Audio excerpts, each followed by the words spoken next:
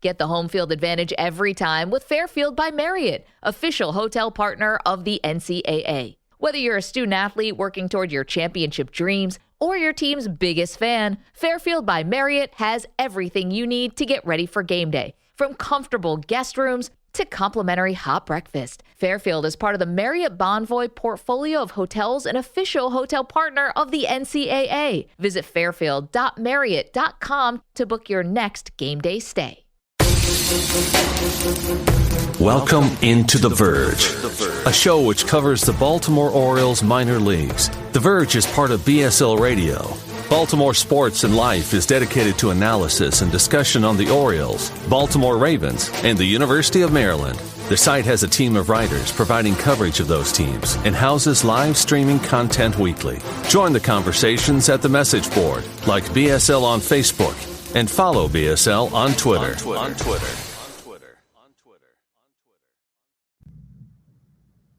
Want to make a podcast? Spotify's got a platform that lets you make one super easily, then distribute it everywhere and even earn money, all in one place for free. It's called Spotify for Podcasters, and here's how it works. Spotify for Podcasters lets you record and edit podcasts right from your phone or computer, so no matter what your setup is like, you can start creating today. Then you can distribute your podcast to Spotify and everywhere else podcasts are heard. Video podcasts are also available on Spotify. With Spotify for Podcasters, you can earn money in a variety of ways, including ads and podcast subscriptions. And best of all, it's totally free with no catch. Ever since we discovered Spotify for Podcasters, we feel like having options like video podcasts and Q&A lets us be more creative on another level. I highly recommend you give it a try. Download the Spotify for Podcasters app or go to www.spotify.com/podcasters to get started.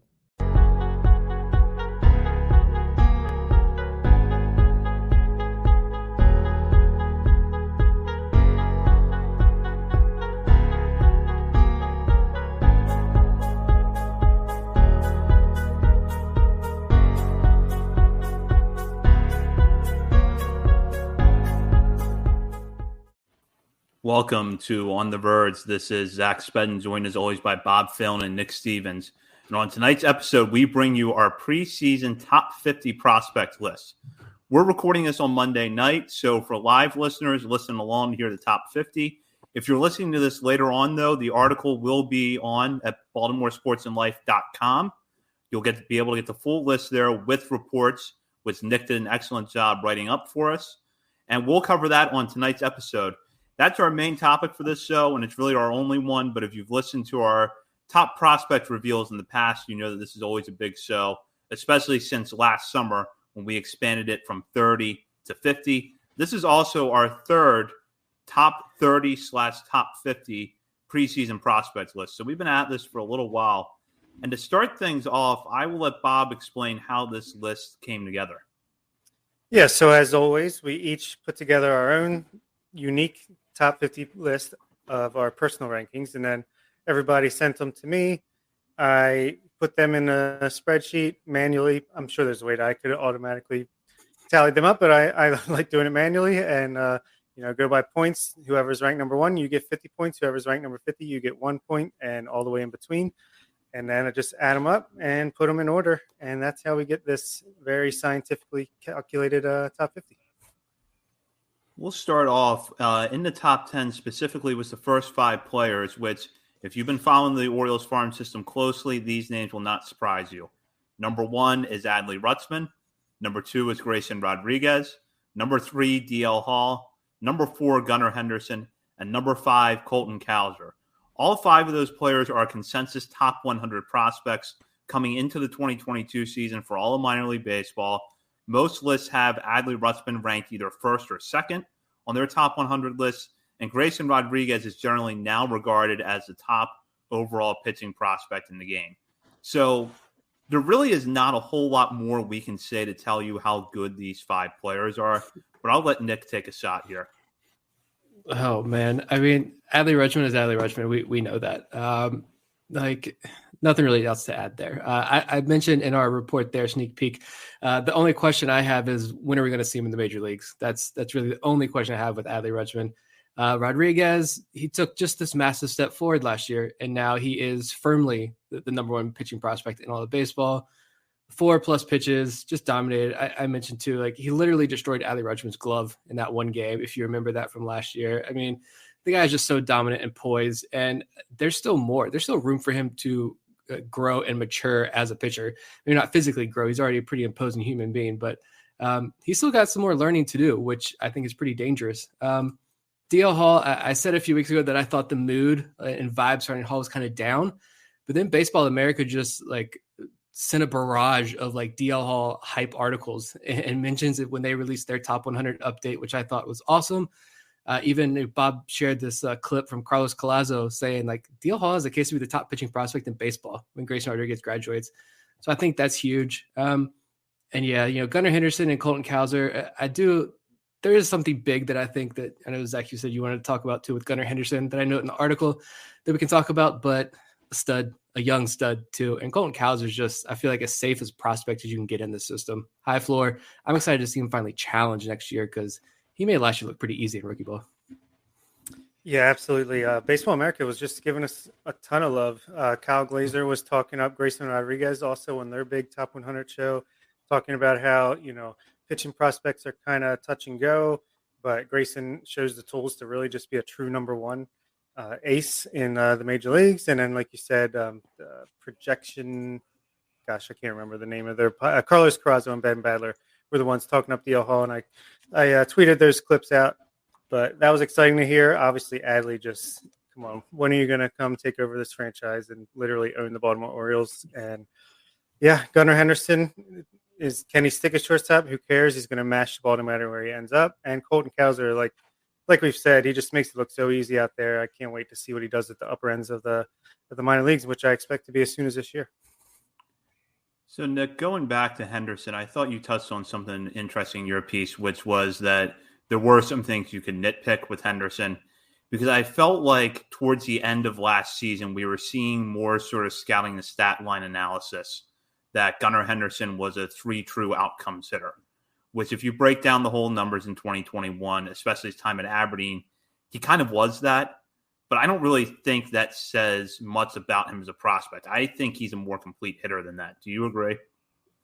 Completely. I mean, don't fixate on the strikeouts at all. Like, stop worrying about where he ends up defensively. Bob said it best. Who cares? It's not a Ryan Mountcastle situation at all here. He has the tools. It's just a matter of where those tools going to fit best. You also have other pieces coming up in the system, Westberg, Kobe Mayo, as well. So where do all the pieces fit the best? And he was a 20-year-old. He's still not 21. He doesn't turn 21 until the end of June, I think. So 3 levels last year as a 20-year-old. He got presented with multiple challenges. He passed each challenge. He struggled initially, which is completely fine. And then I really loved what Tim DeJohn said when we had him on a couple weeks ago, infield coach with Aberdeen last year. He said the growth Gunnar Henderson made mentally on the mental health side of things and being able to overcome those struggles mentally. I think he matured just as much as a person, a human being, as he did a player. And so I loved what Tim had to say there about Gunnar. And yeah, I think he's just a complete ball player with massive opposite field power. We saw in Delmarva. He's going to be 20 for like half of next season in AA. So he's going to be in AAA probably, or sniffing AAA before he's 21, which is amazing. Yeah, and he took a pretty big jump up Baseball America's list as well. He's close to 50 now. I feel like he was hanging around the 80s towards the end of last year. So we're not the only ones high on this kid. Yeah, absolutely. I think that Henderson's got a lot of skills, and I'm not too concerned with the defense. That's going to work itself out over time. I think he's got the arm to play somewhere on the left side of the infield. So certainly looking forward to big things from him next year. Looking at the rest of this top 10, at number 6 is another young infielder who plays on the left side with a lot of power and a good arm, and that's Kobe Mayo. Right behind him at number 7, Jordan Westberg. Number 8, Heston Kjerstad, who will be coming back this year from myocarditis, which is just excellent news. Number 9, Kyle Bradis. And number 10, Kyle Stowers, who last year was in the late teens on this list preseason. He moves up to number 10 after a huge year at 3 levels in the minor leagues in 2021. I'm going to start in this group with Mayo, who now has leapfrogged ahead of Jordan Westberg, number 6 on this list. And we're starting to already see some possible pre-top 100 prospect hype with Mayo a little bit. The sense it maybe was a good half season to start 2022.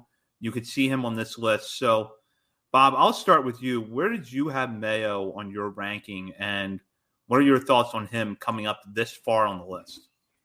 Yeah, I love it. I mean, I personally had Mayo number 7 for me, just behind Westberg, so just flip them. But Westberg's more of that, he's got a high floor. He's already at AA or could be at AAA, and he's shown success at those levels. But just the ceiling on Mayo is tantalizing. The way he could hit 40 home runs in the major leagues, the way his power is. And you saw Baseball America giving the Orioles some more love. They had an article about players who could jump into the top 100 by the midseason, and I believe Mayo was on there for the O's. And yeah, I mean, it's all about the bat, and the power is tremendous. But he hit for a good average. He took some walks, and he was solid out there at third base, despite being 6'5" or whatever giant he is. So it's just exciting, man. He's so young, and he's only going to get better.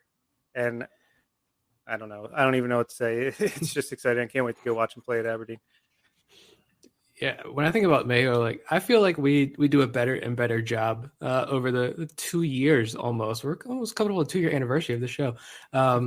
That I feel like we've done a better job of being more objective when talking about these guys. But with Kobe and Mayo, I just can't do it. I really struggle to do that because I really love this kid. As weird as that may sound, I fell in love and I fell hard. I actually had him number 5 on my list. I think I was the high man here. I said last week that he was going to move up my list pretty high, and he did. I put him just ahead of Colton Cowser. That was more of a ceiling versus floor thing. Which one do you go with? And I just think Kobe Mayo's ceiling is just tremendously high. So I went ahead and pulled the trigger and put him at number 5. Which I think he's going to climb. He could be a top 3-4 prospect in the system by mid-year, which is tremendous after only just a handful of games. But when you're hitting the ball 112 miles an hour, that's impressive. That's extremely impressive. I had Mayo 8th on my list, behind Westberg and behind Heston Kjerstad. But I will say that I don't think there's really much separation between those three right now. As Bob said, I think Westberg probably has the highest floor in the group and has proven the most so far of those three. But these are all really good prospects. And the one thing that, to keep in mind with Kjerstad, his health is tantamount. We want to see him healthy, out in the field every day this year. Take whatever production you can get. But this time last year, we were talking about Kjerstad as a top 100 prospect. So it's something to keep in mind when you see him at 8th on this list. If he's healthy next year, he could start to move up pretty quickly. Yeah, absolutely. If he comes out and just starts hitting bombs and crushing the ball to right field and get promoted to Aberdeen and just continue hitting, he's right back in the mix. If he can start 2023 in AA, or even AAA, but that's kind of dreaming on it. But if he can just start at AA in 2023, I feel like he's pretty much right back on track as long as the results are there and he's healthy, really. That's really the big part. Yeah, and when I look at this group too, this next group of 5 here, Jordan Westberg is number 7 on our list.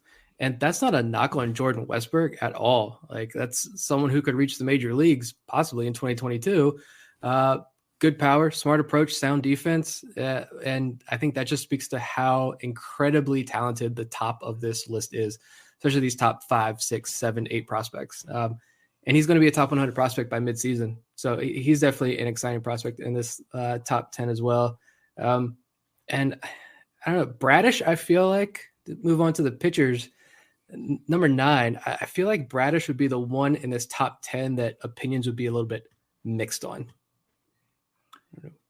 Yeah, I think that's fair because Kyle Glazer expressed a lot of concerns about Bradish when he was on our show back over the summer, and you do hear concerns about the delivery, the command. He was really up and down at AAA before finishing strong, and I think a lot of that, and I think he's touched on this before in an interview with Masson about the struggles adjusting to the baseball, which we've seen a lot of pitchers kind of deal with as they get to AAA. I think that if, once we're on the other side of this lockout and you can get into spring training, depending on what the Orioles do with the rotation, I would have to think that looking at the group of pitchers right now, Bradish competes for an opening day rotation spot. And that even if he's not with the Orioles from day one this year, he's probably the first man up when something does go wrong with that rotation.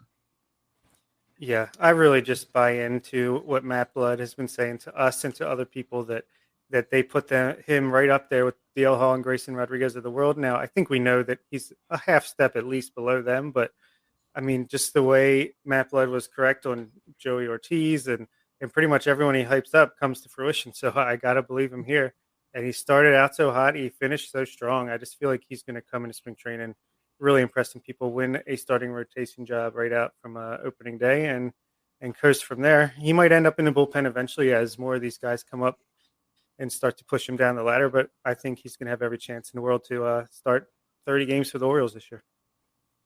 Yeah, and he got at least one vote. We don't know how many specifically, but at least one top 100 vote in Baseball America's top 100 update. So someone else is a believer as well. I just looked at those last 5 games, 25 innings pitched, 5 earned runs, 6 walks, 30 strikeouts. I mean, it's about as dominant as you can get in AAA. And I don't know what else you guys want to touch on with this top 10, but my only other question on the top 10 is like thinking about it more.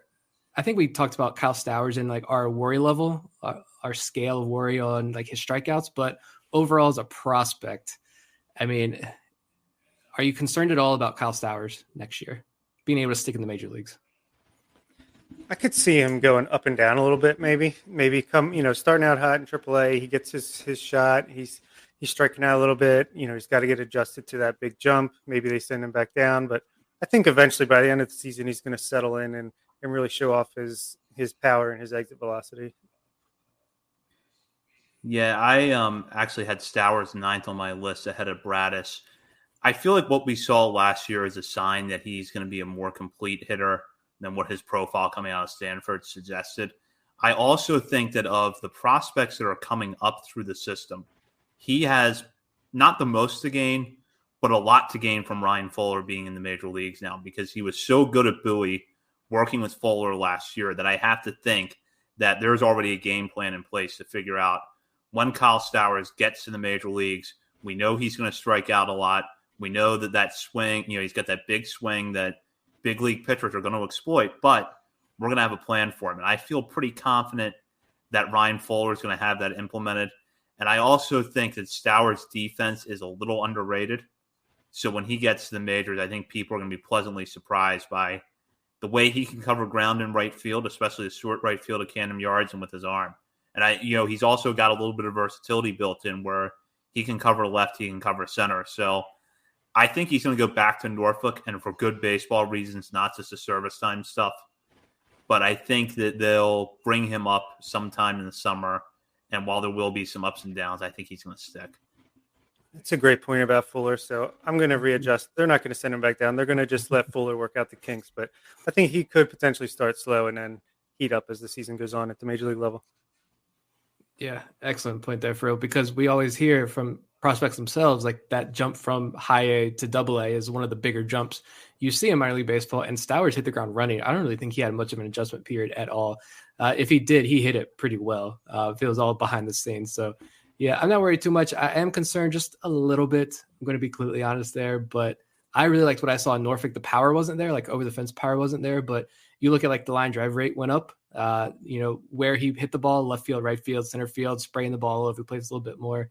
And that left field wall moving back, that beautiful piece of architecture is now gone at Camden Yards.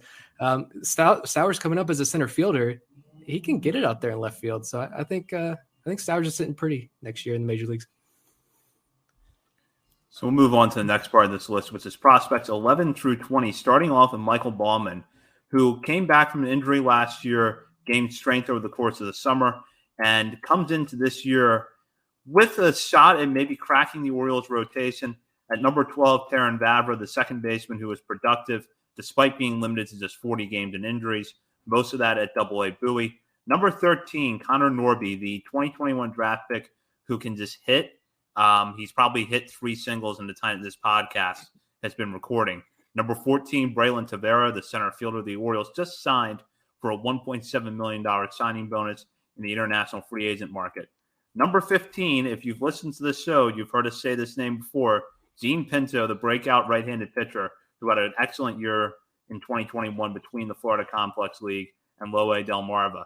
At number 16, Michael Hernandez, the shortstop who made his professional debut last year and will probably be in the Florida Complex League this year.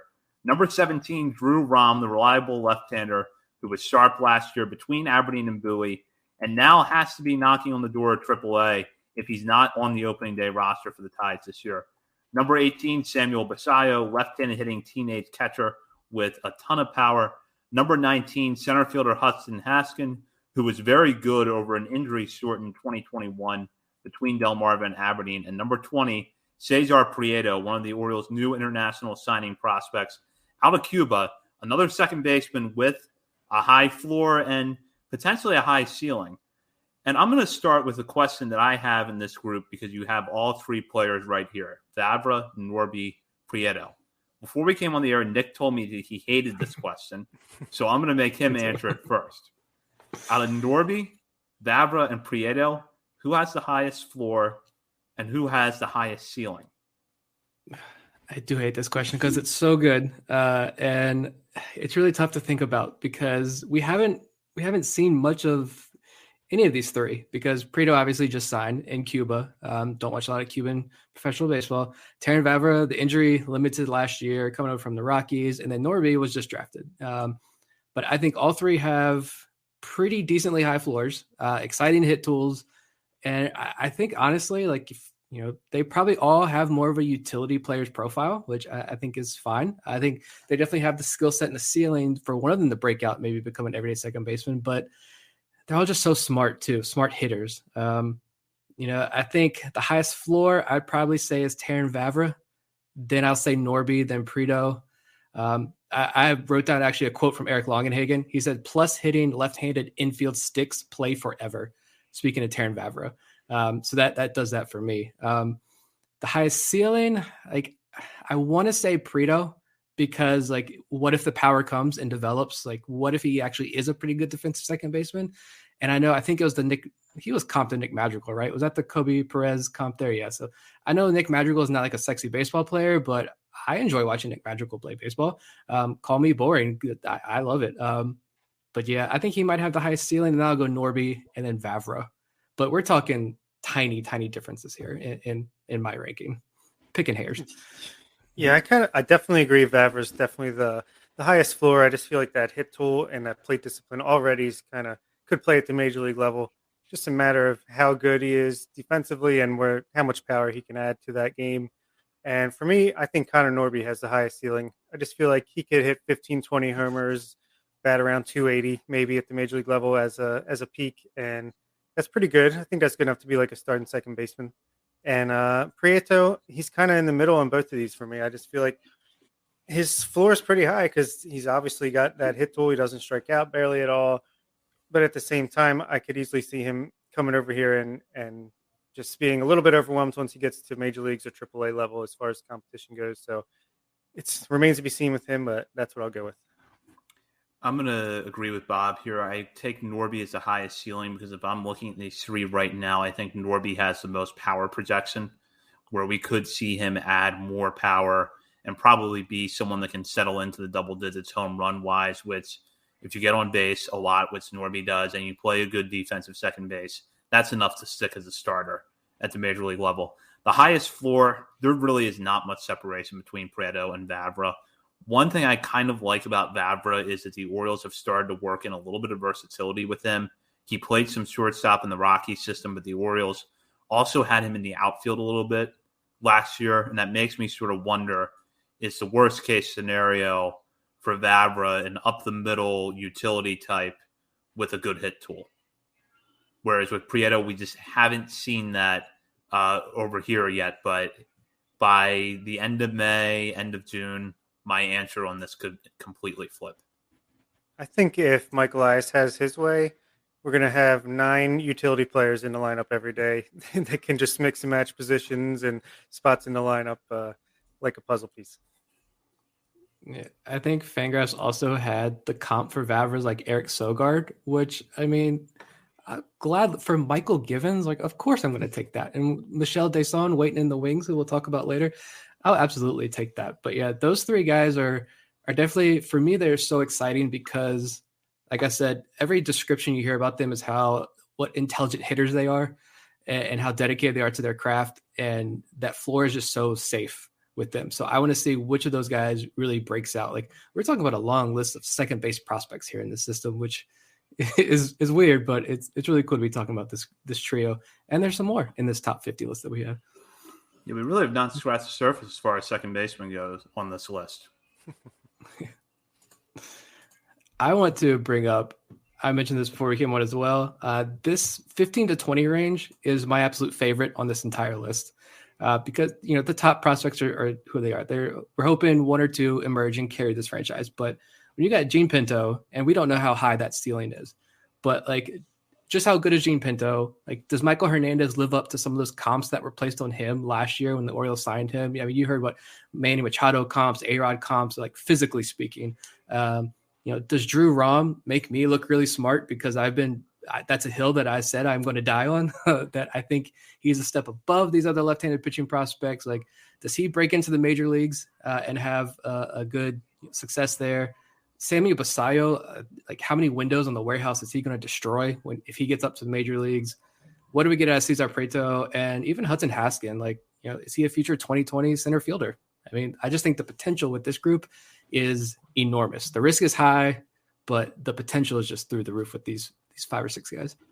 Yeah, this is right where we're seeing the potential of these international signings and just the ceilings that they have. And, I could easily see Samuel Basallo or Michael Hernandez just lighting it up this year in FCL, getting promoted to Delmarva, and then making a case to be top 100 type of prospects, kind of like Kobe Mayo did this past season. So a lot of high ceilings here to go along with, a little bit of the floors with the Norbys and the Vavras and Prieters of the world. You got Michael Hernandez, Braylon Tavara, Samuel Basallo. I mean, they could, in a year or two, be in the 40 to 50 range or off the list, or they could be top 10. So it's exciting to see those types of players in the system. And then just Drew Rom. I mean, this guy is going to be perennially underrated until he's like starting the All-Star game in 3 years or something.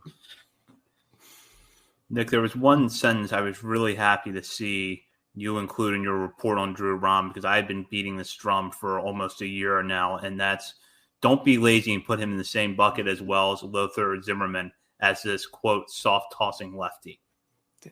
I hate that term so much. And I know I probably said it myself too, but just in the moment, lack of, better adjectives, I guess. But I absolutely hate that, especially with Drew Rom, because there was a velo increase. Maybe he can't sustain it. I'll give him that. But like, he can hit 94, 95 miles an hour on the gun. And just, you have to watch him. Like, I don't have the scouting background here to sit here and pick apart specifically what it is that separates Drew Rom. But when you watch Drew Rom pitch, you understand and you get it. And I am a firm believer in Rom's abilities. And just like Gunnar Henderson here, Rom is a whole year older. He's just 21. So he was 3 or 4 years younger than the competition, about 3 years younger than the competition in Bowie, where he struck out like 10 and a half guys per 9 innings, which is just, it's unbelievable. Stop fixating on his velo. Watch this guy pitch. You'll fall in love. I promise.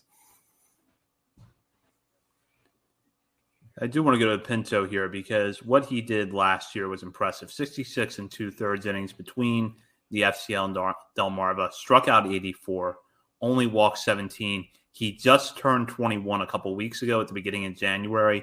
Probably going to be in high A Aberdeen next year. Bob, we were on Pinto pretty early last summer after really not knowing much about him. Just kind of give us a background on what makes you think that Pinto is a really good prospect. It's the name. No, it's a fact that, I mean, this kid is so young, but he works so fast. He's so aggressive. He knows what he's doing. He came in with the game plan. He's just executing it and with confidence. And he's got 3 great pitches that look pretty similar coming out of the hand, and he uses them as a weapon. He's got a fastball that can touch the mid-90s. He's got a nice changeup, a nice breaking ball. He's got it all. And the only thing holding him down, I feel like, is his height. But I think we've seen plenty of shorter type pitchers make it in the major leagues before. So I'm not too concerned about that. Worst case, maybe he could be like a electric closer type or late inning arm, but he's fun to watch. He works fast, like I said. And I think he can move fast too. I think he's going to start in Aberdeen. And if he just keeps doing what he was doing last year, then he'll be in Double-A before you know it. And then you got a 21-year-old or a 20-year-old in Double-A and an electric arm like that. That's exciting stuff. I mean, it's hard not to think of like a Marcus Stroman when you watch Gene Pinto pitch. Just, he might be smaller, but He's so electric, and you see how much fun he's having out there on the mound with each and every pitch. Hitters could not hit him at all. I mean, the guy doesn't throw a straight fastball, so those low A hitters were definitely not touching him. I am very anxious to see what he does in high A, because I will give him that. He is on the smaller side. He's listed at 5'11", so we know he could be 5'10". He could be 5'9". I don't know. Felix Bautista is listed 6'4"? No, the guy's a behemoth. So yeah, I don't know. Like, we got that word from a scout that he thinks, this one particular scout thinks that like only Grace Rodriguez and DL Hall have a higher ceiling in this organization. And if that's the truth, then that's extremely high praise. And this is that organization finding some absolute gems from other squads. So before we move on to the next group, I do want to touch on Braylon Tavera a little bit. We talked about him a lot on our last show when Kobe Perez was on. Switch hitting center fielder the Orioles just signed for a franchise record $1.7 million in the international market. Let's start with Nick here. We obviously have a long way to go with Tavera, but in terms of projectability, there's a lot to like here. Yeah, and it is. You hear the Orioles say potential 5-tool player, and a lot of other organizations were high on him. So the Orioles were able to snag him, though. Projects as a center fielder, you like to hear that there's no concern right now of moving to a corner spot or something. But yeah, the hardest thing is like, where do you slot a guy like Tavera on this list? That was almost impossible task for me. He got that $1.7 million bonus. So I think I saw someone else who I respect in the community. He's more fantasy focused, but I respect his opinion. And he was like, I kind of give up on where do I slot these international guys on my list. And he's like, I'm just going to go by signing bonus. So for right now, like, I feel like that was kind of what we did. And we ended up on our list ahead of Michael Hernandez, ahead of Basayo. But yeah, he's the one that I have a lot of questions about, because, when you watch video of Michael Hernandez, like, you could see the little Machado, A-Rod-esque little glimpses there. And when you see Basayo swing a baseball bat, you're just like enamored. With Tavera, like, I never really got those like warm and fuzzy vibes, but everything you hear about him is so positive. So it's just like, I want to see him play, which I know it might be a little while before I do that, but I want to see him on the field. I'm sure we'll see some Instagram videos at some point over the summer. But yeah, I was going to say, this was definitely these guys, Tavera, and maybe a couple other guys that might pop up a little bit later on the list. Definitely the toughest on where to rank, especially even Hernandez and Basayo. I feel like I have a better grasp of them, even though we still haven't really seen them play. I just feel like the longer they're in the system, the more things you hear, you kind of can just get a feel for where, at least what the organization thinks of them. But between Tavera, Hernandez, and Basayo, I'll probably say Basayo is just my favorite of those three, just because of that beautiful left-handed swing with ridiculous power. But yeah, I was kind of at a loss, but I, like you said, that signing bonus, he got like $500,000 more than those guys. So obviously he must be, at least at that stage, considered a little bit more talented than they were. We'll move on now to the 21 through 30 ranked prospects on our list. At number 21, Joey Ortiz, the defensive stalwart who was having a huge breakout offensively between Aberdeen and Bowie before a shoulder injury cut his 2021 season short. At number 22, Demai Jones, who went from being a favorite of Orioles Twitter to having some ups and downs at AAA, and ultimately made his Major League debut late in the season.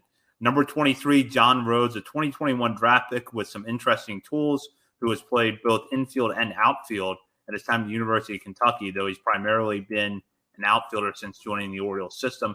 Number 24, left-hander Zach Lothar, who bounced back and forth between Norfolk and Baltimore last year. Number 25, Reed Trimble, toolsy outfield prospect who unfortunately is going to miss at least the first few months of the 2022 season with an injury.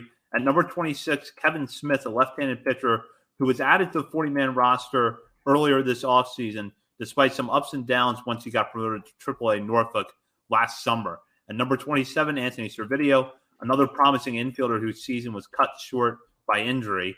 At number 28, Carter Baumler, who should be back on the mound this year after undergoing Tommy John surgery late in 2020. We're all three pretty high on him, and we'll talk about that in a little bit. At number 29, Zach Peak.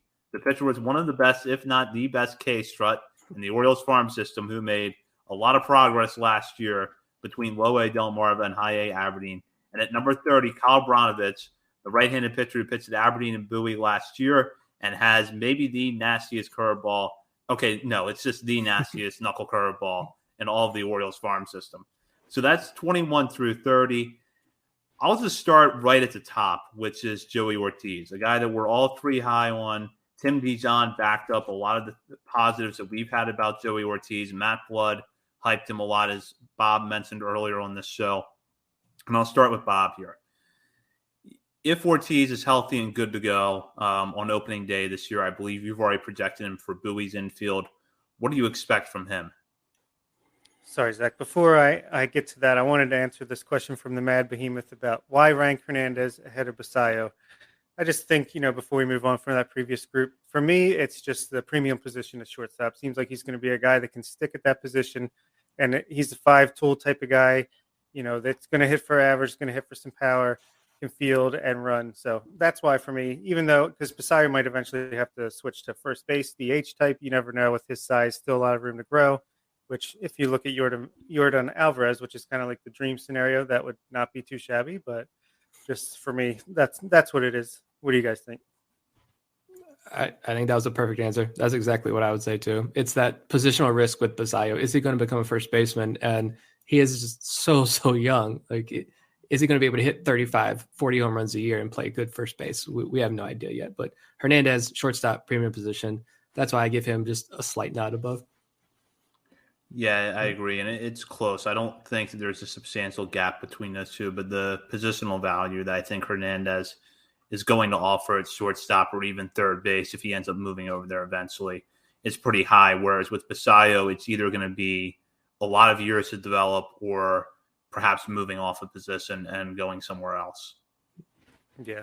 But back to Joey Ortiz, who I had at 16, I think I was the high man on him. I'm just so confident in his floor. Like, I think he could play at the major leagues right now, just especially defensively. He might get overwhelmed at the plate, but until he develops a little bit more. But that fielding is just elite. And I feel like the way Matt Blood speaks about him and the way he transformed himself and just has improved. It seems like he's got the work ethic and the drive to get better and better and better. And I just see him eventually being like maybe Jose Iglesias type, who can hit enough to stick as a regular shortstop in the major leagues and field enough to make it worthwhile. So that for me is pretty valuable. So I think one of these guys is either going to fail out or get traded. I hope we don't trade Joey Ortiz, because I think he's going to be fun to watch in an Oriole uniform.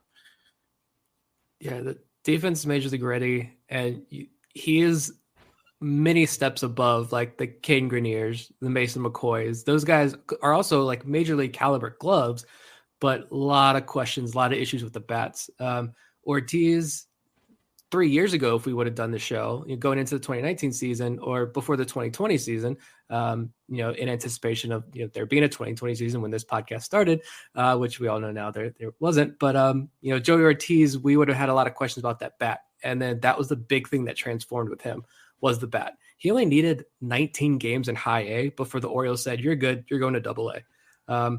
He didn't hit any home runs in Aberdeen, but 16 games in Bowie, he hit 4 home runs. So you saw the power come around. The strikeout rates are pretty good. They're respectable, around 20% last year. Walk rate around 10% for the year, 35, 40 games or so. Small sample size, I get that. But the bats came around, and I'm anxious to see what he can do across a full season in AA and AAA with that bat. If he can be a 280, 290 hitter next year and hit for power and still play that premier defense, yeah, this is definitely a guy who's going to be knocking on the door of the major leagues pretty soon.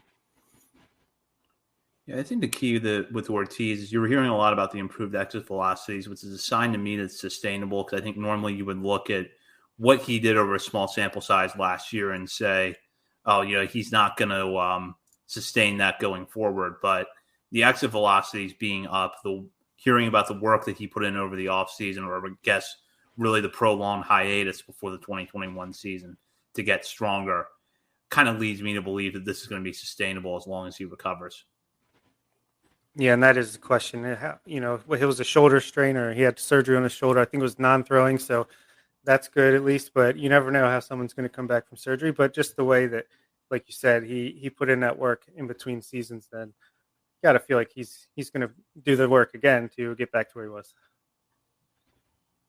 Speaking of coming back from injury, I'll go to Carter Baumler here, who is ranked 28th on our list. As I mentioned earlier, he had Tommy John in the fall of 2020, missed the entire 2021 season, was a prospect who had been drafted out of high school in Iowa. Before that, the Orioles went over slot to get him in the 2020 draft. There was a lot of hype surrounding him before the injury. And now that he's coming back from that injury, we're seeing a lot of clips on social media where he looks pretty good. The thing to keep in mind, though, is that this is a really young pitcher. So kind of balancing those things, Nick, what do you think we see from Baumler in 2022? Probably not too much, just because I'm curious to see like what is his innings limit going to be. I imagine it's not too ridiculously high, but he's definitely the prospect that I am probably most excited to watch this year, just because we didn't get to watch him in 2020. We didn't get to watch him last year. And this is someone who like pretty much no one outside of Orioles fandom is really talking about. And I get it. You know, you're a high school draft pick out of Iowa who hasn't pitched in 2 years. And don't quote me on this, but I thought I saw something when I was doing more research on him that there was some disruption, injury or something, I don't know, but some disruption for his junior year of high school as well. So, I mean, it's been years since he's regularly taken the mound in competitive games. But like if he performs as well as the scouting report suggests, I think he was hitting like 95 at the alt site before that injury. Then the Orioles have themselves yet another pitching prospect to add to this apparently barren cupboard here that they have. And he's an exciting prospect who I think is up there with the Gene Pintos, Grayson Rodriguez, and D.L. Hall as far as this extremely high ceiling. Again, wide range of outcomes here with Baumler, but the potential is definitely there. Yeah, and like Sim Contribute says, Baumler overcame the Elias wall against drafting pitchers early. And yeah, I'm kind of going to write about that a little bit in an article coming up later this week. But when the Orioles take a high schooler early on or a pitcher early on, you have to know they're confident in that. I mean, the only high schoolers that Elias has taken outside of some guys in like 2019 rounds 35 through 40 are Carter Baumler, Kobe Mayo, Gunnar Henderson, Daryl Hernandez, and Creed Willems. So right there, that's a select group. And I think Baumler is one of the few pitchers that the Elias and company has taken over the past few years from the draft that has true like top or middle of the rotation upside. I think there was a video that he hit 98 on the gun on Twitter. I could, from the angle, you can't tell if it's just from his regular pitch motion or if he's kind of running into it a little bit, but still the fact that he's back to that point already is pretty exciting. And like Nick said, as long as he's healthy, and he's probably going to start in the FCL and we'll see what happens from there. But if he's healthy and shows off the stuff that he had when the Orioles drafted him, then he's probably going to be in the teens this time next year. And I think too, if I remember correctly, other teams offered him more money in the draft and he turned them down and said, no, I'm going to, because he was a TCU commit for baseball and football. He was a punter. I think he was going to punt on the football team as well. Like he took less money reportedly to sign with the Orioles. So I think that's a neat little wrinkle in his story as well, that he chose the Orioles. Encouraging sign for how he sees his development system, and hopefully we see him on the mound in 2022 getting a lot of good innings in. Bob, I'll turn this over to you. When you look at this group of 21 to 30 outside of Ortiz and Baumler, who we've just talked about, what stands out to you?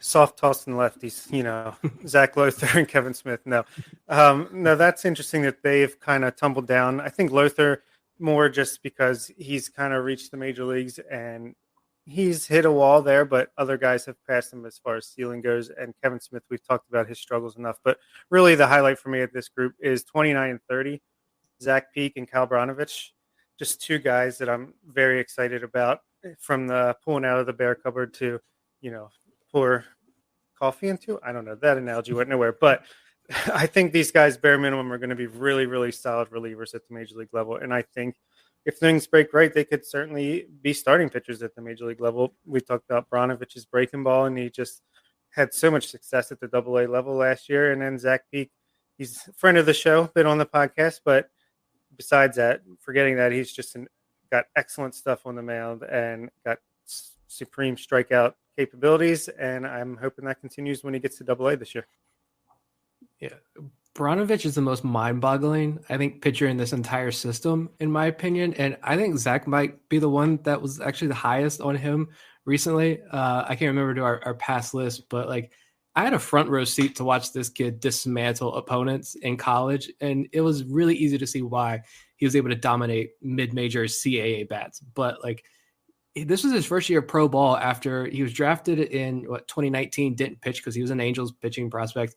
2020 gets wiped out. So last year is his first year of pro ball, gets to AA, and he's striking out almost 12 guys per 9 this season across the 2 levels, like FIPS around 3.5 total. He's walking nobody. He had a whip of 0.84 in high A and 1.14 in AA. Doesn't have the big velo numbers. Like I just want to know what makes him this such dominant pitcher at the AA level so far. And I'm curious to see, can he do it against AAA hitters? That's my big question. But like, that's the guy that I need to pick somebody's brain about him and what makes him so successful. Cause you look at a lot of the intangibles and you say, that guy's probably going to get hit around a little bit. But Branovich is, like Bob mentioned, that's back of the rotation potential here still with Branovich.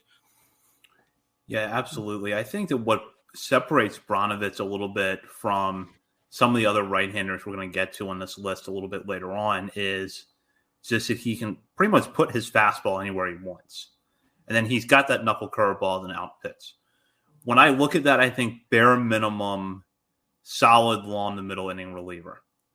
But if he can put it together and he can work through the more advanced competition at AAA and get to the majors, I could see him sticking in the back of a rotation. For the record, I actually had him 31st on my list, just outside the top 30. It was a really close call for me, I'll be honest. Like, looking back at my own list, the 26th through 32nd, I pretty much could have put those players in any order.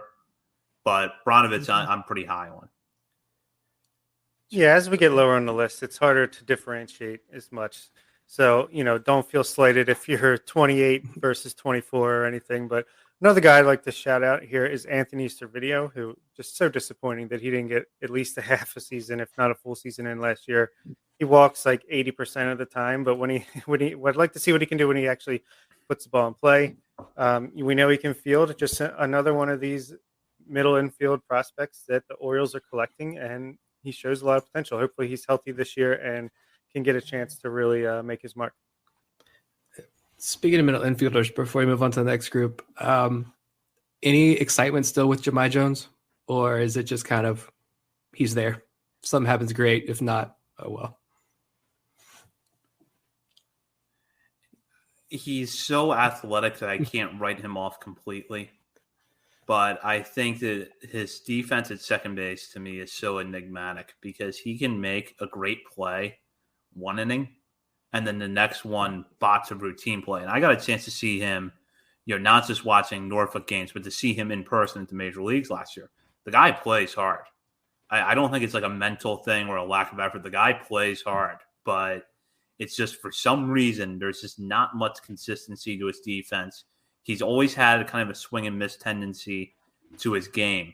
So the bat, I think, is a little bit limited. Now, if I had to guess right now, if I had to tell you what I would be happy with from Jahmai Jones, it's a utility player that plays second, left, and center, gets you a little bit of power with the bat, has a lot of speed, not a bad guy to throw out there off your bench and maybe start 1 or 2 days a week. Do I see him as an everyday player at second base? No, not unless his defense gets a lot better. Yeah, I kind of agree with that. I could see him. He has the tools, right? I mean, you hear about guys that are sum are greater than its parts. Well, to me, it's like with Jahmai Jones so far, the parts are greater than the sum because you can see the power. You can see he's made plays in the field that are exciting. You can see it. If he puts it all together, he's going to be a really solid player. And I think, like Zach said, the best place for that would be like a utility guy that can play second, left, and maybe a little bit of center field in a pinch. A good guy to have on the bench. Maybe, one of these 18 second base prospects will push him out of that job. But I think he has a chance to have a little bit of a major league career here if he just puts it together a little bit. Yeah. I'm just saying, there was this whole Twitter blow up, bring up Jahmai Jones, and the Orioles said, no, he's got to improve the defense. I don't know if they ever said specifically second base defense because like the next night they ran out Jahmai Jones in left field for like a week straight. And then they moved the wall back at the end of the season. that's what it was. They're preparing Jahmai Jones to start in left field over DJ Stewart next year. But no, I think he probably starts realistically, I think he probably starts in AAA again. Let Odor and Mateo fight it out and see if they can stick at second base for a little bit. And then probably once they realize one or both of those guys don't cut it, maybe Jones gets another chance. But yeah, I was just curious if there's still any excitement with Jahmai Jones. A little bit, I guess. Yeah, I don't know about excitement, but I still have some interest in his career. And speaking of Jorge Mateo, he's probably going to be terrible this year because I just bought an autographed rookie card of his recently. So sorry about that. I got scared for a second. I thought you were going to say you bought his jersey, and I thought, oh no, there he goes. Not that far, not yet. So before we move on to the next group, I do want to point out something that Nick wrote in his report on John Rhodes. And this is how he starts the report off.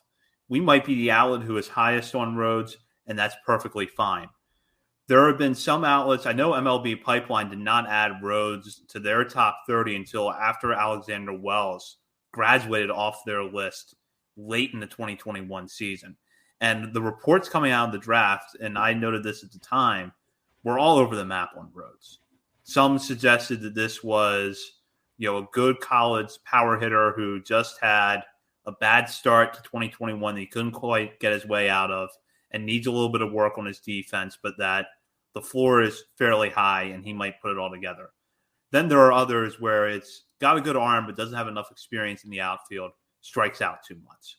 So it's all over the map with his reports. And Nick, I just kind of want to get, how has your impression of Rhodes evolved since he came into the system? I mean, I still have a lot of questions. I don't have a full grasp of him yet, but he flashed a lot that was just interesting to me. Like, for whatever reason, I just feel like, the parts were there. You talk about Jahmai Jones earlier in his parts. I feel like there's a lot of individual good parts with John Rhodes. It's just a matter of like, are the Orioles going to be able to fit all those pieces together and turn him into a good baseball player?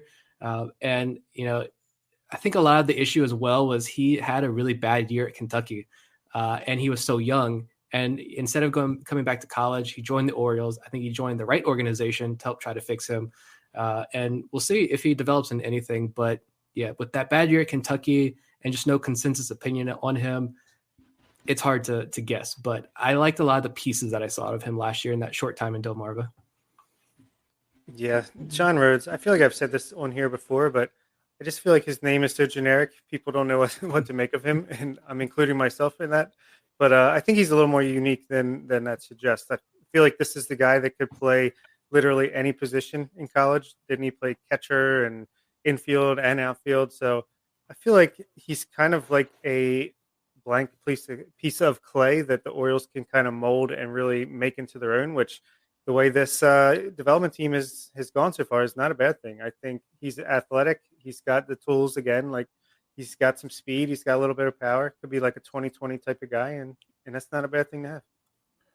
My impression from the one game that I saw Rhodes in person last year is that he's got the right base to build from, which is a good arm and good raw power. So there is something to work with there. It's just that he is still a pretty raw player at this point, and you're going to have to work with him a lot. But I think that there's definitely something there. So I'm interested to see what he does next year. And I kind of wonder if this is maybe the Zach Watson, Kyle Stowers type player who we don't know a lot about coming out of college. Reports are all over the map. And then in 2022, he breaks out. Sounds good to me. So we'll move on now to 31 through 40 on our list. Number 31, right-handed pitcher Garrett Stallings, who was acquired along with Gene Pinto in that trade for Jose Iglesias with the Angels before the 2021 season. Stallings turned in good numbers between Aberdeen and Bowie last year, despite an abnormally high home run to fly ball rate. Number 32, Misael Deschon, who broke out the Florida Complex League last year and quickly is becoming one of the fastest rising prospects in the Orioles farm system.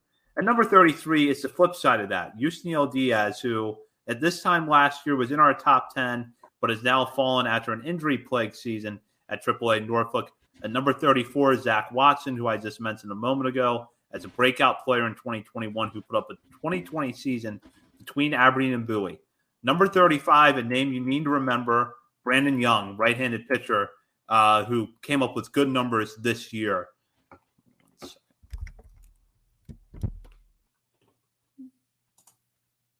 Uh-oh. We lost Zach. I can run through the rest. 36, we got left-hander Luis Ortiz, international arm. 37, shortstop, the recent international signing, Leandro Arias. 38, infielder Rylan Bannon. 39, outfielder Robert Newstrom. And then 40, Edwin Amparo, the recent international signing. I think Zach's back to. You gotta love Google Chrome. Thank you, Nick. So I don't know where you guys want to go with this group, but I would like to start with this group right here, 32, 33, 34. It's kind of like a pretty nice grouping of outfielders here. One of these is not like the other. Three guys moving in different directions. We got Michelle Desone and Zach Watson on the way up in different ways, but then Yusniel Diaz kind of on the way down. So it's a disappointment sandwich.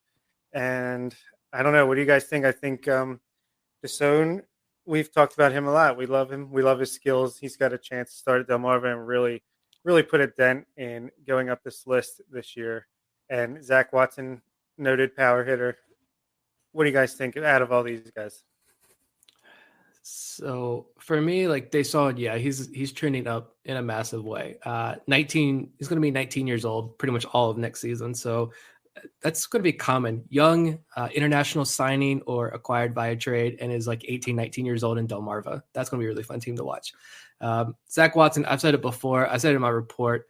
You love the power. I like the defense. I like the overall player, but like I need to see him hit for a higher average. I need him to get on base more than what it's like a 280, 290 on base percentage. That's not going to cut it. But we saw a lot of huge gains from him last year. So it's about progression. It's baby steps here. And he took a lot of steps. Diaz, I feel like a lot of people are going to say, why the heck is he still on this list? And I get that. But I've said before that like I jumped off the hype train. I was one of the last people on the Yusniel Diaz train, and I was off. But I'm like jogging behind the train, like just not totally willing, just let it go. Just because like the arm is so beautiful in right field, the defense is so good, and he has all the skills to be a decent league average, just slightly above league average major league right fielder. But those injuries, I don't think he's ever going to overcome those.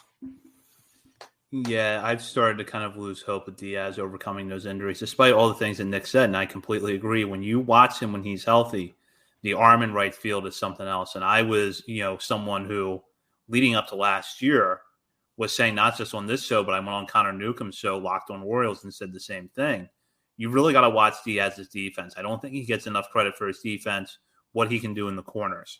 And you occasionally still see that big-time power, but the problem is that he has just had injury after injury, and it's getting harder for him to be profiled as an impact player in this system, especially because the outfielders below him are getting so much better. Desone was actually in my top 30. I had him 30th. I think that he has the makings of an outfielder who is above average across the board with all five tools. I think he's going to put together a pretty good year at Delmarva, and with a pretty lanky frame. I think he's listed like 6'3", 175. I think there's still a lot of room to fill out and hit for more power. And Zach Watson, I think the power is legitimate. I really think that he's going to be able to stick around for a while because of that. The key for him is just going to be that walk rate. Because if he doesn't get the walk rate up a little bit more, I have a hard time seeing him being more than a fourth outfielder in the major leagues. But if he gets that up a little bit, you're looking at a guy with a fairly high ceiling and someone who might be nice to have in left field late next year alongside Cedric Mullins in center field. If you want an example of the Orioles' depth, just look at Robert Newstrom sitting at 39th ranked prospect, who is a guy who could potentially make the Orioles roster out of spring training, could get taken in the Rule 5 draft by somebody. At the very least, is going to make his major league debut this year and have a chance to be a pretty productive player in the outfield. So for a guy to not even be top 38 in the system, it's pretty good. Yeah. Go back, since we're talking about Diaz, this is kind of a downer group here. Diaz is bringing down the group. It's not a downer group. It's an exciting group. But Rylan Bannon at 38, like same question as, I forget who I asked this about earlier, Jemiah Jones, I guess. But like Rylan Bannon, is there any, we'll say, intrigue this time with Rylan Bannon, or is he just AAA depth at this point, holding down a roster spot. Most likely that's what it is, but that 1-2 week stretch was so good, and his batting average for balls in play was so abysmally bad. I have no idea what excuse me. I have no idea what to make of his season last year, and I just feel like you got to wipe that off just forget about it and go see how he does in spring training and see how he does in the beginning of next year. And I think there's a chance that he could bounce back a little bit. And I'm not saying it's a great chance, but I do think it is there. Yeah, I had a hard time trying to figure out what to do with Bannon on this list for some of the reasons that Bob just mentioned. The numbers were bad at AAA last year. There's no way around that. But he also had a low batting average on balls in play, wasn't healthy for most of the year. I still hold out some slightest little bit of hope that he gets off to a healthy start at Norfolk this year. We see the bat come back to what it was before, which was a guy who got on base a lot and could hit the ball hard, even if he wasn't necessarily hitting for home run power. And that at the worst, he profiles as maybe a nice, for a Major League Reserve infielder who gives you decent production at the bat at two positions. So there's a little bit, I think Bannon's floor is a little bit higher than his numbers suggest, but there's obviously some issues there after last season.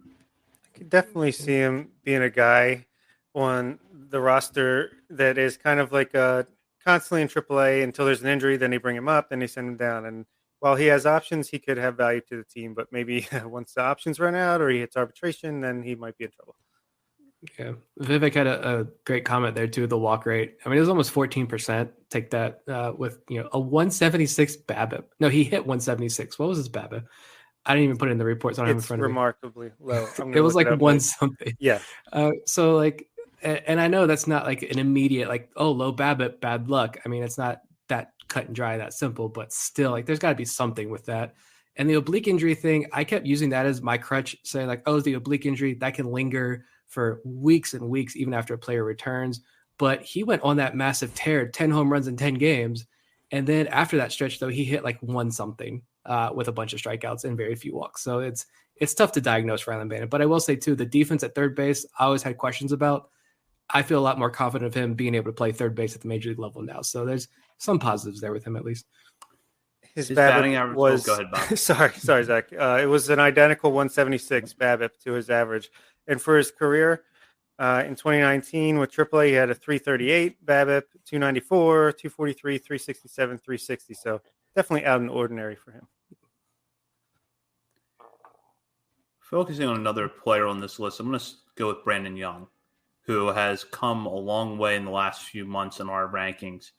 Nick, you were on Brandon Young early, as in right after he signed with the Orioles in 2020. So I guess really then you're not surprised that we're here a little less than 2 years later talking about Brandon Young as a top 40 prospect in the system. I mean, a little bit, only because like I was super excited about Brandon Young because he was this undrafted free agent. And I know it was after a 5-round draft. So yeah, you'd be saying guys like JD Mundy, Brandon Young, TT Bowens, or probably be top 10 round picks in a normal draft year. But still, he's got that UDFA tag next to his name. $20,000 signing, and you're able to get a guy who's 6'6". And I just thought, looking at him, you could plug him in the bullpen in Delmarva opening day, and he's in Bowie by the end of the year. And this guy's in the major league bullpen spot next year, like that kind of a fast riser. But he pitched so well as a starter. Like, keep him as a starter. Let's see what he can do. I imagine he probably starts in Aberdeen again, but hopefully finishes the year in Bowie. And he's just big, powerful arm. Let's see what he can do as a starter across the full season and go from there. He's got a good safety net, though, to fall back on as a power reliever. Yeah, if he can get off to a good start, get to AA, then he's putting himself, at least with me, in the same grouping as like Brnovich, Peak, Garrett Stallings. He's that kind of arm. Like that's a fringe starter, but solid reliever type of guy. And yeah, I think he's right there with them. It's just more proof about the cupboard and the bear and all that stuff. Yeah. And it was comforting too when we had John Miele on. I don't know which episode that he was on, and he mentioned like, yeah, the Orioles have taken notice too, and the Orioles are also big fans of Brandon Young and his potential. So it's always good to get that a confirmation. And guys we get high on, I don't think we put the video out, the Kobe Perez interview. But when we asked him about Gene Pinto, there was a smile. He loosened up. So it's good to see confirmation from the Orioles and those inside the Orioles organization have connection to the Orioles organization say that, the guys we've been high on, Orioles are as well. So keep an eye on Braden Young next year. So looking at the rest of this list, I'll cover the two other pitchers on here, and that's Garrett Stallings at number 31 and Luis Ortiz at number 36. Different ends of the spectrum at this point. Stallings is probably going to start next year at Double-A. Ortiz, up and down results at the Florida Complex League last year, but could go to Delmarva next year as a young left-hander with an intriguing mix of pitches, which Nick noted in his report, and we'll touch on that in a minute. But Bob, I'll start with you. Looking at these two pitchers, Stallings and Ortiz, we know there's question marks, but there's some upside there. Just kind of give us your general impression. Yeah, I'm really big on Garrett Stallings, on him having a bounce-back season. I've talked about it multiple times. If you listen to our On the Verge dailies, at the beginning of the offseason when I did a profile on Stallings, talked about his home run to fly ball ratio and how out of the ordinary it was and how that's not something a pitcher can really control, but it was very high. So I think as long as that comes down to about league average levels, then I think he's going to be catching some people's eyes who look at the box scores, because the guy doesn't walk many guys. He struck out more than I expected him to. He made it up to Double-A, so he's already kind of at that point where he's right at the next step. So, yeah, I'm pretty high on him. And Luis Ortiz, again, I think he's got the stuff to be a really productive pitcher who could really rise up this list. I think he missed some time, not exactly sure why during the season. He had some starts where he was just incredible, just striking out everybody he faced. Then he had some rougher outings as well. So just want to see some consistency there. But another guy that was an international signing for big money at the time, him and Luis Gonzalez, who we'll get to in a little bit in that class. So interested to see how he does in full season ball. He should start in Delmarva. For me, Stallings, it's all that home run fly ball rate / ground ball rates are just so weird. I mean, there's something's got to stabilize there, and I think they will. I know, it seems like Stallings is one of those guys that either like you're intrigued or you're just like not intrigued at all. You just completely overlook him, and I get it. He's a Chesapeake native, so he grew up in my neck of the woods. So I'm going to root a little extra harder for him there. But Luis Ortiz, like a lefty who could throw it in the mid 90s, and the curveball right after he was signed, Orioles gave him $400,000 2 years ago, I think, at this point. Like, it doesn't take a scout's trained eye to see that curveball being thrown by some 17-year-old kid. 17-year-olds really don't throw. Not many 17-year-olds can throw a curveball like he did. Haven't seen it in a while just because of 2020. And then, he pitched like hardly any last year in the FCL. But I hope he makes it to Delmarva, because it's a young international pitching signing that we don't really get to see a whole lot of. And I'm anxious to see what Ortiz can do next year. Yeah, I completely agree. I think this stuff is interesting with him. And with Stallings, I actually still had Stallings in my top 30. He was there at 29th for me, because I just feel like when you look at a guy who can generate ground balls at the rate he does, doesn't walk anybody, the ceiling there is going to be pretty high. And I think that home run to fly ball rate, which was really the problem for him last year, is going to come down a little bit. He is one of those guys that I do have that concern about, like, what is their adjustment to AAA going to look like? But I think if the Orioles give him some time to go back to Bowie next year, work on a few things, and then let him go through any rough patches that he encounters at Norfolk, if he does, I think he's going to be okay. Yeah, completely agree. So before we move on from this group, Edwin Amparo, international free agent, not Amparo, Leonardo Arias, number 37, and Edwin Amparo, both were international free agents, signed recently, switch hitting, shortstops. Both seem like they could stick to the position.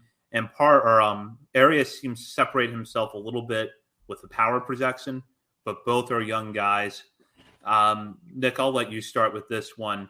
Looking at these two, based on the information we have right now, which is not that much, what do you think of Arias and Amparo? Intriguing that they're both switch hitting shortstops with good power potential. But you mentioned it. It's from all the reports we've been able to watch, Arias has that bigger power projection, which is intriguing. And, you've seen outlet like Fangraphs say, like, this is a guy that's, I can't remember what he was, like 40, 45 future value they have him tabbed as. I mean, which would place him in the top 20 in the Orioles system, according to their list. And it's all based on that power projection. So if that plays out, that would be awesome. But these are two, when you got Hernandez, Amparo, and Arias, like it gives me vibes of like that Delmarva opening day roster. We had Servideo and Gunnar Henderson and Westbrook. Like, where are they all going to play? They'll figure it out, mostly because you're probably going to have 2 Dominican Summer League teams next year as well. But it's going to be fun to see those guys battle it out and be part of that next wave of shortstop prospects that come up through this system. That's fed so deep. That's probably the deepest position in this organization at this point. Yeah, they're very similar players from the looks of it. Switch hitting shortstops with good hit tools, some power projection, but it's just like Nick said, Arias has that a little more power projection in there, which will give him the edge. Yeah, it's pretty close, but until we see some results, if not video, then I'll probably just have Arias just a little bit ahead of Amparo at this point. Yeah, I agree. And we'll move on now to the players who round out this list, which are number 41 through 50. At 41, Daryl Hernandez, shortstop with good contact skills who spent last season at Low A Delmarva. At number 42, an infielder just behind him on the Orioles depth chart, and that's Anderson De Los Santos, who's expected to start 2022 in the Florida Complex League after breaking out in the big way last year in the Dominican Summer League. At number 43, left-handed hitting college outfielder Dante Williams, who provides good defense in center field and a very patient plate approach. Number 44, mark this name down if you have not already. That's Raul Rangel, a right-handed pitcher who we are expecting to break out in a big way with Delmarva in 2022. At number 45, Blaine Knight, right-handed pitcher who had a bounce-back year between Aberdeen and Bowie last year before struggling a little bit at Norfolk. Good stuff, though, so he hangs on to our list. At number 46, Adam Hall, who had his fair share of ups and downs at Aberdeen last year, but still has elite speed to go with defensive versatility and some potential bounce-back possibilities. At number 47, infielder, outfielder Tyler Nevin, a patient hitter who saw some time in the major leagues last year, despite putting up some ups and down numbers at Norfolk. Number 48, outfielder Luis Gonzalez. Not great numbers from Gonzalez last year in the Florida Complex League, but all reports buy into the 6'4" outfielder's power from the left side. So he's somebody to watch in the future. At number 49, Ofelky Peralta. Great comeback story last year in the Orioles farm system as he pitched well between Bowie and Norfolk after struggling to get out of High A Frederick for 3 years. And we're interested to see what Peralta will do now that he's back in the organization on a new contract that he signed earlier in the offseason. At number 50, infielder Colin Burns, a 6th-round pick in 2021 out of Tulane, who put up pretty good numbers last summer between the Florida Complex League and Delmarva. Now, going through that list, there is a pretty interesting theme to me, which is middle infielders with good contact skills, maybe not a ton of power projection, but solid skills across the board. Looking at guys like Burns, De Los Santos, Hernandez. As you look at this group, and I'll start with you, Bob, what stands out to you? To me, it's the bottom 5 or 6 guys are all dropping significantly from our last list. I think Tyler Nevin dropping 15 spots, Luis Gonzalez 12, Peralta 8, Blaine Knight 6. And a lot of that is just because a lot of guys have raised their stock and just advanced past them more than them falling on their own. But Adam Hall, he must have fallen at least, 25, 30 spots since this time last year. It's really a tragic story, but you can't completely give up hope on him.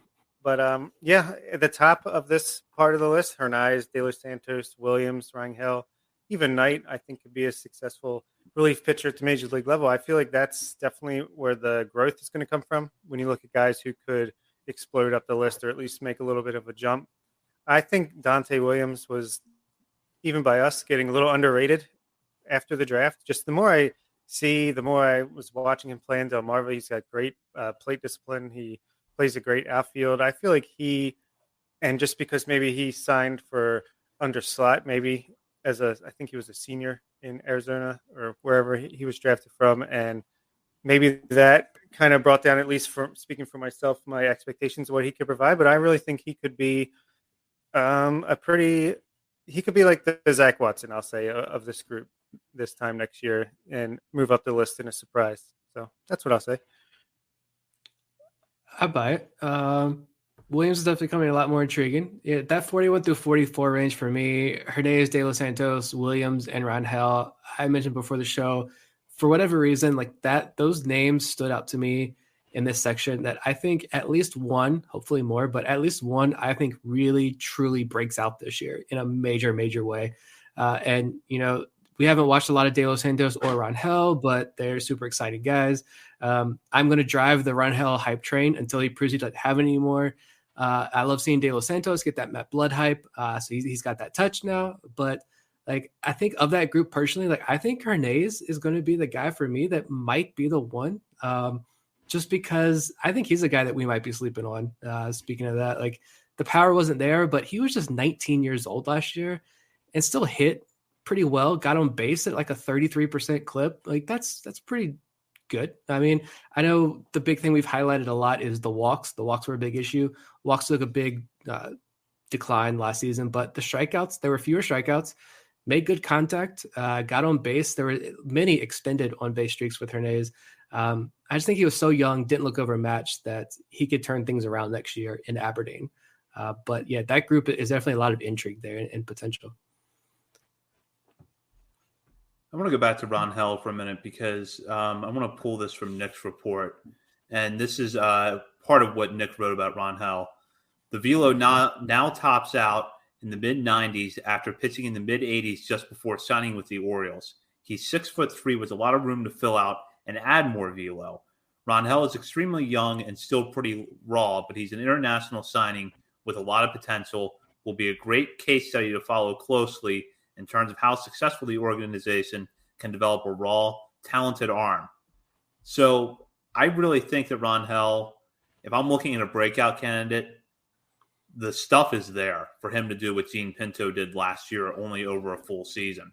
We haven't had a chance to watch him pitch in person yet. We don't have a ton of video because he was just in the Florida Complex League, but all the reports that we're getting on him are glowing. Yeah, for sure. And yeah, I think I lost what I was going to say. Go ahead, Nick. Sorry.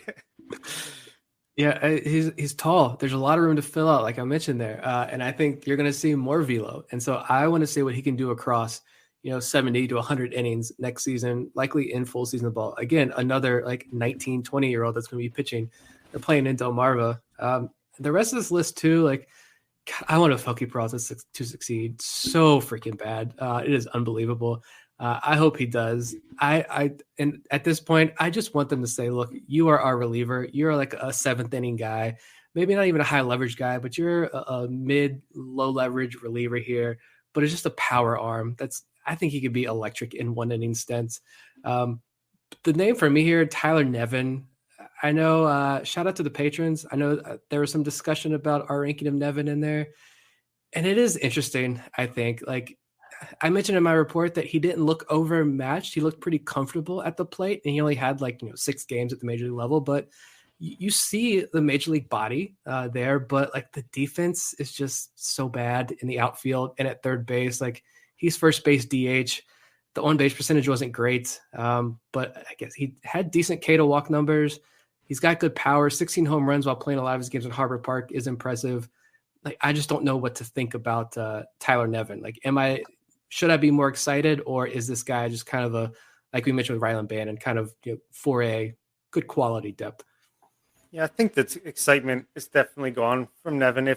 I never had that much excitement of him. I think he's kind of he is what he is. He's a solid first base prospect, but not to the level of a Tristan Casas, Ryan Mountcastle or anything. He kind of is what he is. He's going to hit like 250, 260, jack a couple bombs, and can stand at first base for you. More of a bench player. So I think he's kind of hit his ceiling, so to speak. Maybe there's a little bit more in there, but he's got the high floor where he's pretty much at the major league level right now. But back to Rangel, I remember what I was going to say.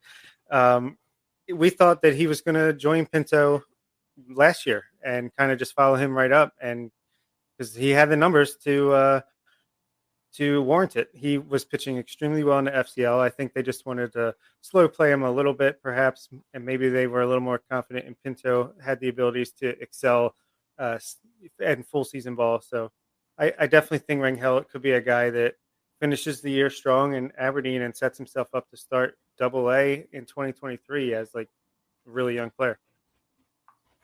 I think pulling up Rangel's page real quick, I think the only difference might have been that was his debut last year. And I think Pinto did get some time in the DSL, maybe with the Angels. So maybe that was the difference there. But almost 12 strikeouts per game last season in the complex league, virtually no walks, good ground ball numbers. I'm super excited about Rangel. Yeah, absolutely. I think Pinto probably having that time in the DSL, like you mentioned, being a little bit older was the separating factor perhaps. But Rangel, I think was right there with Pinto in a lot of ways last year in terms of production at the FCL. And I think that he's someone who could break out at Delmarva. I'm really excited to see what he does. And Nick, to go back to one of your earlier points, yes, I agree. Just put Othalki Peralta in the bullpen to start the year at Norfolk, and I think he'll be in the Major League bullpen by Memorial Day. He deserves it. At this point, it's like, just give it to him. I mean, even if you don't see him on the roster in 5 years, he's been in this organization since 2014. He's pretty much one of the last holdovers from the pre-Elias era that's still in this organization. Give him the opportunity next year. I really hope they do. I feel like they will. I mean, they've stuck with him this long after taking over when they could have easily, cut him in 2019, 2020 after he was kind of languishing in A-ball, but they stuck with him. He had some results, and we're still waiting for him to get turned into a reliever. I hope it happens with the Orioles and not with another organization where I think he could thrive. So, yeah, hopefully he does, and I think they will. Yeah, absolutely. And before we move our focus away from the top 50 on to what else we have coming up over at BaltimoreSportsAndLife.com, Bob or Nick, any final thoughts on this 41 to 50 group? I think go ahead, Nick. I mean, it's a solid group. I think it's some intrigue there for sure. I don't know if you guys want to talk about this or not, but I guess I can use this opportunity to just talk about some guys that I wanted in that back end. Like, we didn't mention Carlos Tavera. We didn't mention Patrick Dorian, Andrew Doshbach, Lamar Sparks, Creed Willems, Isaac De Leon's, Toby Welks. I mean, Jacob Teeter. I can keep going on and on here. Like, there's a lot of Acevedo, Cody Sedlock. Yeah. Trenton Craig. I mean, there's so many names that I think we all considered. And it's frustrating because I'm not doing a top 100. Bob, don't even think about it. We're sticking at 15. But that just speaks to the volume of prospects in the system, how deep it is. And that list of guys who didn't crack our top 50, I can find you 10 that I think have legitimate major league tools. Maybe they never make it past a Double-A or Triple-A or never crack the major leagues, but they're at least legitimate major league tools there. So it's going to be another fun season of minor league baseball in Birdland. Adam Stauffer, Jacob Teeter, Nick Vespi, Felix Bautista. Yeah, it's pretty ridiculous. And even Colin Burns, I think, is a nice guy to have just rounding out the top 50 at number 50. Just a super solid, again, shortstop prospect who can play there defensively, a little bit of potential with the bat. Not going to hit for power, but got a decent hit tool, and he's got a chance to eventually provide value at the major league level or in a trade. So the system is just filled with guys that have value and could potentially make the major leagues and contribute, that's what you want. We want to be like the Tampa Bay Rays as far as depth goes. And I think we might not be there exactly, but we're on that track. So that's a great thing. Completely agree. And talking about players outside of the top 50, Bob, why don't you tell our listeners what you have coming over on BaltimoreSportsAndLife.com later this week? Oh, yes. I wrote an article today, will come out on Thursday most likely, of 5 players who did not make our top 50 list, but who could make our midseason top 50 list. And some of the guys just missed, and some of them are a little bit further down in my top 100, my personal top 100, and could make that big jump up to the top 50 by the time July rolls around. So I'll make a case for those 5 guys, and hopefully you get a chance to check it out and tell me what you think. Yeah, so be sure to check out the scouting reports of our top 50 prospects at BaltimoreSportsAndLife.com. As Bob mentioned earlier, that's a composite of 3 lists that we put together Nick will have the full reports.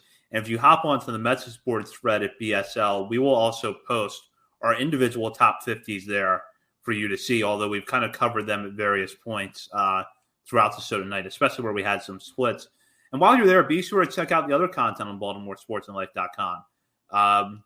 NFL coverage, NBA coverage, college sports, even some sports business on the site now. So check that out. Be sure to join the message board and interact with fellow readers and writers on the site. And follow us on Twitter at BSL on the Verge. We'll be back with a new show next week. But in the meantime, thank you so much for listening to this Top 50 Countdown. For Bob Phelan and Nick Stevens, this is Zach Sped, and you've been listening to On the Verge.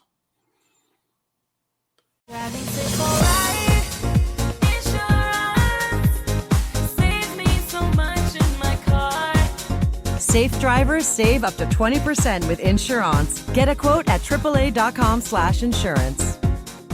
For the ones who get it done, the most important part is the one you need now. And the best partner is the one who can deliver. That's why millions of maintenance and repair pros trust Grainger, because we have professional-grade supplies for every industry, even hard-to-find products. And we have same-day pickup and next-day delivery on most orders. But most importantly, we have an unwavering commitment to help keep you up and running. Call, click Grainger.com, or just stop by. Grainger, for the ones who get it done.